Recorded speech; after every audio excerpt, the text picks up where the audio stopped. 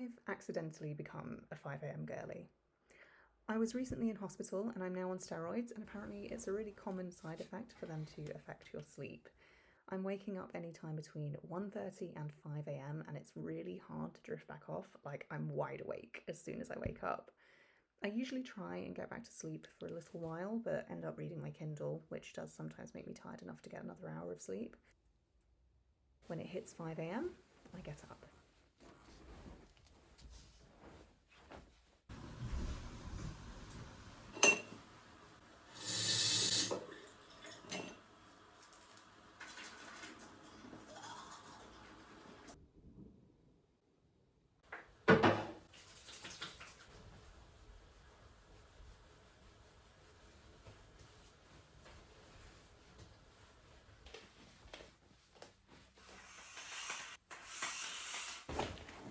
I have something to share with you.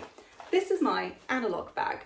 Pre-hospital Emma, Rosie's making funny noises, I don't know if you can hear her, clearly had some foresight because she had been watching videos about stopping doom scrolling and that sort of stuff and come across this concept of the Analogue bag. So a bag of things or a box of things that don't involve a screen, little activities that you can just grab when you're feeling bored rather than your phone. So I put this together probably about a week before I went into hospital. I keep it in a bookcase in my living room, so again, when I'm feeling bored, much easier to just go over there and grab that rather than my phone, which I try to keep in another room. And when Jack said to me, do you want me to bring you anything, like for entertainment? I was like, yes, I have a whole bag full of screen-free things that I can do. So I thought I would just take you through what is in my Analogue bag. So the bag itself, this is a little tote bag that I got in Australia. It came with a dress that I bought from Victoria Market, so the bag was free.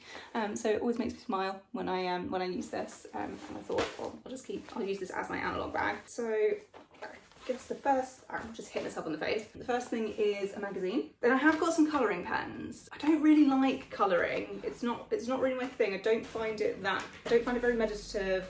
I don't find it that fun. I just find it a bit boring. But I do have some pens. I have some quite nice ones. So I got those. These are the ones I wanted to show you. These like pastel-y colours, which I think are really cute. My friend got me those. So what I do instead of colouring books, I draw myself something in my sketchbook and colour that in. Sometimes I just like to sketch, but I drew that and I coloured that in. And I started trying to draw, you can even really see that, a building that me and Millie saw in Paris that I just thought was really cute, and that's it, that's all the colouring I've done. I've also done a little hedgehog sketch. The one thing that I was missing actually, that I don't know if I've added to this now, was a pencil. I really wanted to do some drawing in hospital, and I didn't feel confident enough to just go in with a pen. And they didn't have any pencils in the ward. And then the thing that I reach for the most out of here is my cross-stitch projects. So I'm working on this one at the moment, which you will see later in the video, earlier in the video, at some point in this video. This is the Rendell Trick or Treat pattern that I'm following. I'm really enjoying doing this. I love cross stitch. You can probably hear Rosie's little feet tip-tapping about. Hello! Hello, gorgeous girl. And then I've got the threads to go with that, and that's the pattern. And then I have a couple more cross stitch projects. So this actually came from a lady in hospital, one of the ladies in my room. She does them as well, but she doesn't like doing the ones where you have to count. She likes the ones that are like kind of pre-printed for you and you just stitch over them. Whereas I feel like that's cheating. And so she actually got her husband to bring this in for me because she said she wasn't going to use it. And then I have one more project I literally just bought, so another Rendell one. I want this to go up permanently in our spare room. I'm changing it all from pink to green, and I wanted to get a couple of prints to put up there, but I wanted to do a big one in the middle. So that will be a lovely little wildlife image. A couple more cross-stitchy bits. I have a little highlighter. He's really cute. He's like a little bear. I think his face might... Oh no, you can't see. His face is like rubbed off of him now, but he was a cute little bear. And that's just to mark where I am on the pattern. And then, these are gorgeous. They're actually gold plated. And I saw these in an antique shop in Rye. And I think they were about £18. And I was looking, I was like, I really want them. They're so beautiful. Look, the scissors are like a bird. I don't know what sort of bird, like a heron or a stork or something. I just kept looking at them and I was like, Mummy, my mum was with me, Mummy, can I have those for Christmas, please? And she bought them for me, and then when we got home, she was like, oh, you can just have them now, we haven't got to wait till Christmas. Oh, and I've got some threads left over from a previous project as well there, which I don't want to throw away, because I would quite like to use these to embroider pillowcases, a la Pinterest. I think that would make like a nice little housewarming gift for someone. Is that all my cross-stitchy bits? Oh, some more colouring pens here. I didn't actually know that I had those. A lot of colouring pens for someone who's not really that into colouring.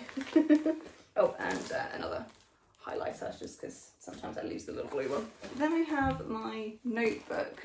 So this is from my favourite place in the whole country, Barter's Books in Alnwick. You may know Alnwick as the place where a lot of Harry Potter was filmed. Alnwick Castle is there, it was used for a lot of the Hogwarts exterior shots. We've been going to Northumberland for years. It's our favourite place. Love it so much. And the bookshop's amazing. You can actually take your old books in and get store credit, and it doesn't matter that we don't live very close, or well, we do go up quite often, but if you don't go up very often, it doesn't really matter, because your store credit will just stay permanently on there, and you can obviously use it to buy books. So that's really nice, because it also just feels like I can get loads of free books when I go up there. They've started doing these notepads. They do a few things like merch. Actually, interestingly, you know the Keep Calm and Carry On poster? That actually came from Barter's Books. They found it when it like first came back and like kind of went viral. They found it in their storeroom and just started reprinting it, and it went mad. So I think they had the original poster, and then they kind of started the craze off. But yeah, so they have merch to do with that, and then they have mugs and tote bags and things.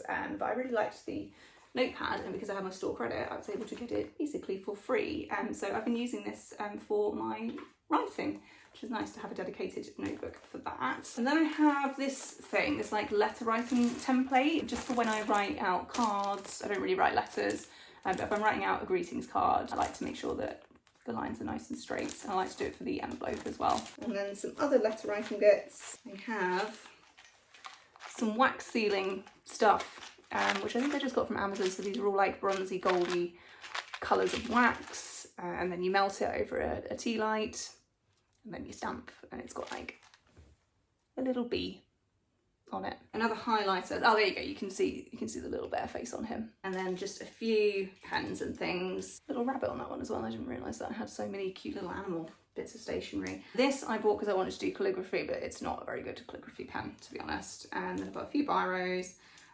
I have put a pencil in there because I learned from my mistake, and an eraser. I do need to get like a pencil case just to keep all these bits in. So that's everything that's in my Analogue bag.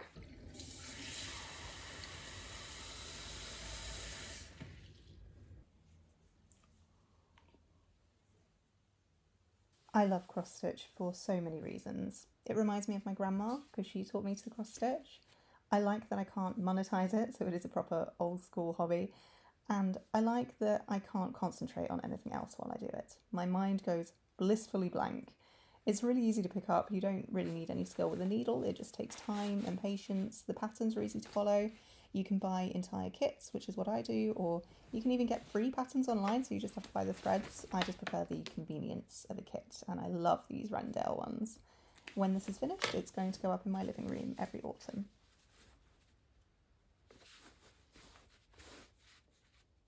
One thing I've really enjoyed about my recovery period is working on my goals, but in a really gentle way. I've been working on the ebook that I'm writing at the moment. I got my husband to bring this notepad to hospital, so I've got lots written in there, and I've been carrying on at home.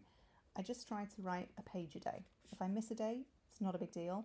And when I do write, I usually end up writing much more than just one page, as it's really easy to get into the flow. This is something else that doesn't need a screen, which is great for avoiding headaches, as I'm not supposed to take ibuprofen anymore. Although at some point I will have to type it all up, so I need a plan for that. Oh, thank God it's finally a sensible time to eat. When I wake up at these silly times, I'm waking up absolutely ravenous, so I'm basically just distracting myself with all this stuff until it feels like an appropriate time to eat.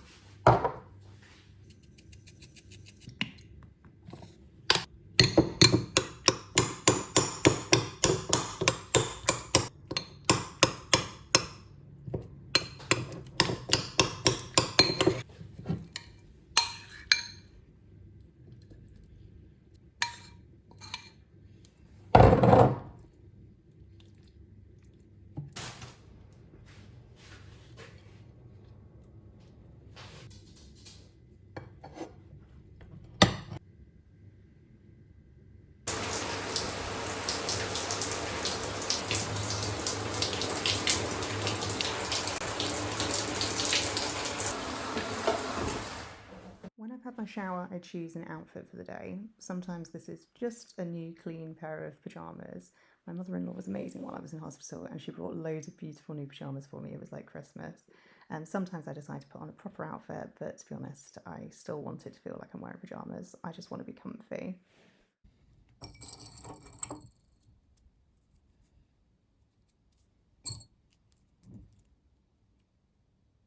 This is my enormous bag of drugs. When I left the hospital with this, I was like, I feel like someone's going to mug me for all my drugs. So I have to take steroids and calcium tablets every morning at 8 o'clock, and another calcium tablet at night around 6 p.m. So I'm going to take today's, and my dose will go down over the weeks because I have to wean myself off the steroids. So I bought one of these like an old woman to make sure that I was always taking the right dose, because if I just wrote it down, I know that I would mess it up. I do write it down as well, but I thought this was a good idea. It was like £4 from Amazon, so pretty good buy. I just thought I'd mention a few lessons learned from while I've been ill, while I've been in the hospital, while I do my skincare.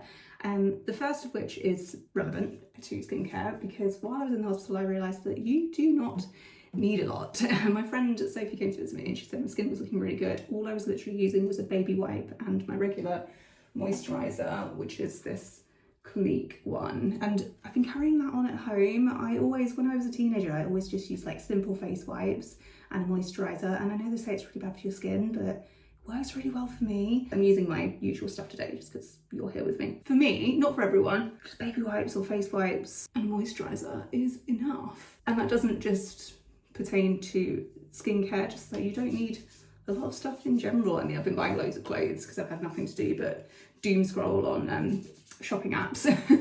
So I am going to use my toner just because we're doing skincare on camera, but I haven't been using these products this much lately, and my skin's looking fine. Another thing as well that is kind of similar to that is it is the little things in life that are the true luxuries.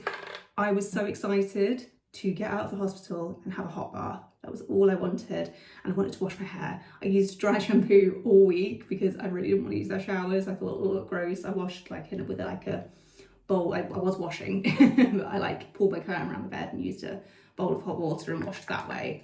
So I was clean, but I really didn't want to use the showers. I just thought they were a bit dirty. I was lying asleep one night and I got woke up by this guy who I heard him come out and say his needle thing, his cannula thing had come out and pissing blood everywhere, and I was like, oh my god, I cannot go in that shower. And when I went in the next day, there was blood on the bin as well, and I was like, they haven't cleaned this properly. So yeah, I was very excited for a hot bath, and I was very excited to wash my hair. But I used the Batiste dry shampoo all week, and honestly, you could not tell that I hadn't washed my hair for a week. And my hair gets very oily, so very impressed with that product. So I already knew this, but I did not fully appreciate it before I went into hospital.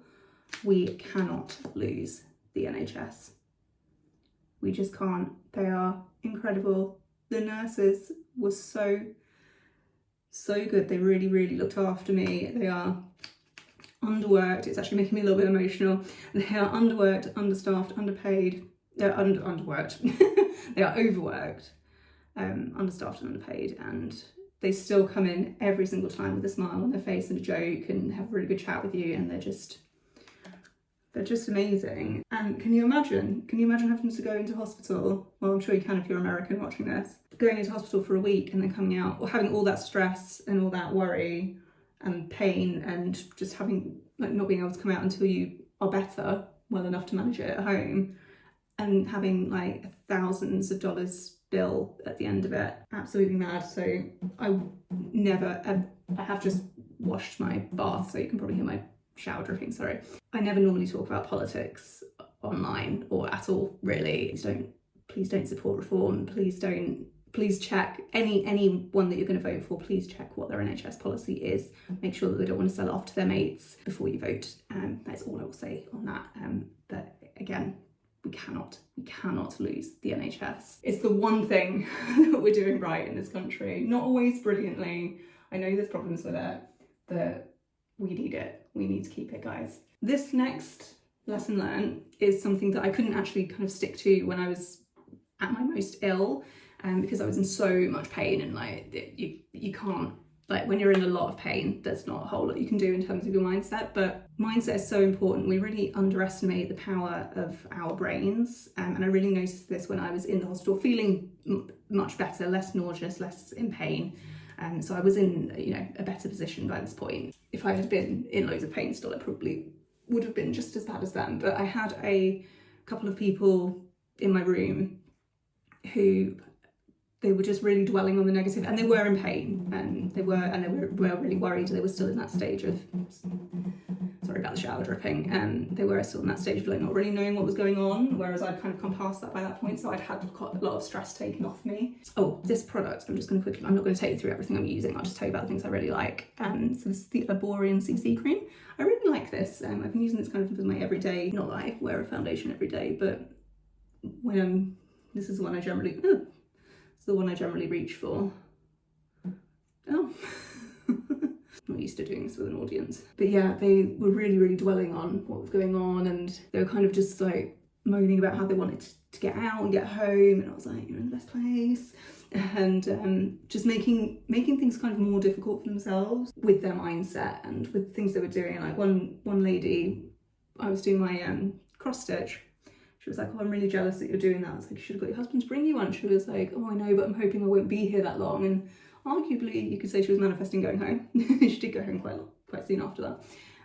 But I think just, you're better off just, you know, making the best of a bad thing. But I am aware that I am saying that from a position of privilege, because I was not in anywhere near as much pain or anywhere near as stressed out and worried by this point. And finally, the last lesson I learned when I was in hospital was I actually do need people. I spend quite a lot of time, I would say, being fairly independent. I do a lot of solo dates. You see a lot of that on this channel. While I was ill, people in my friendship group and my family really looked after really looked after me, and I really realised just how lucky I am with the people in my life. Jack was amazing, his mum was amazing, my parents were amazing. I had 2 friends from work come and visit me in the hospital, which was so sweet of them. My friend Sian was so supportive, messaging me every day. Her husband's actually recently been diagnosed with the same thing, so she was giving me loads of, not advice I guess, because everyone's different who's got it, but putting my mind at ease about a lot of things and just answering a lot of questions that he'd already had the answers to. Casey sent me a little dog. I'll put a picture of him here. His name's Gizmo. Yeah, so many flowers when I came out of hospital as well. All of Jack's family were just incredible, like his aunts and uncles and his granddad. His granddad was so worried about me, and yeah, just I really realised just I'm very lucky, and I really need to do more for my friends and family, really. I am already trying to do that. That is all the makeup I'm gonna do, because I don't want loads of makeup on. I'm not gonna do mascara because it just always smudges. I always get panda eyes and I just can't be bothered, and I really don't like having to take it off at the end of the day. I'm not going anywhere. I was just gonna put a little bit on, really so that I could just chat to you. I have absolutely no reason to put any makeup on today, and I'm already kind of annoyed because I'm gonna have to take it off later. I am literally just in the house today, so I'm not gonna do anything with my hair apart from brush it. That is literally what I normally do anyway. And my mum brought me this from home. It's really nice actually. She was like, oh, you left it here. I was like, never seen that before in my life. It's really nice, like a really nice refreshing smell. And then I've got this perfume from Lidl. I really like the Lidl perfumes because they're dirt cheap. And they smell really nice. And another thing that I've been really enjoying doing, which I kind of got into the habit of doing in the hospital, I've picked up some good habits while this has been going on. There's been some benefits to being ill. Always try and look for the best, for the silver lining. I've been moisturising my body every day, which is a habit that I've never been able to get into. And my skin feels so soft. And I think I've actually managed to get rid of my strawberry skin as well. Like I used to have some here. So it's there a little bit. It's a lot better than it used to be. And obviously it just means that you smell nice, which is always lovely. Oh, and I've also started using this one every other day as well, just to try and get a little bit of colour.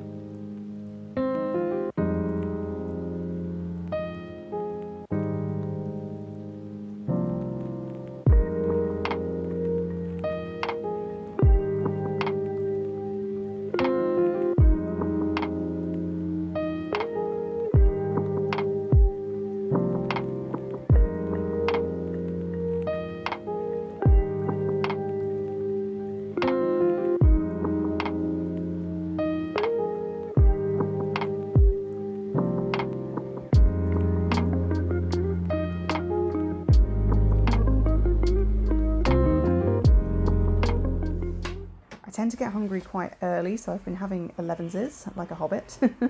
But I didn't film that for you because it's just more boring beige food. I've ended up napping most days after lunch because by this time I'm so tired from being up so early. I'm not sure how that will work when I go back to the office, but we'll see. Obviously, I'm signed off sick at the moment. So I've just got back into my pyjamas to go to sleep for an hour or so. I really hope that you enjoyed my morning routine, and I will see you in the next vlog. Bye.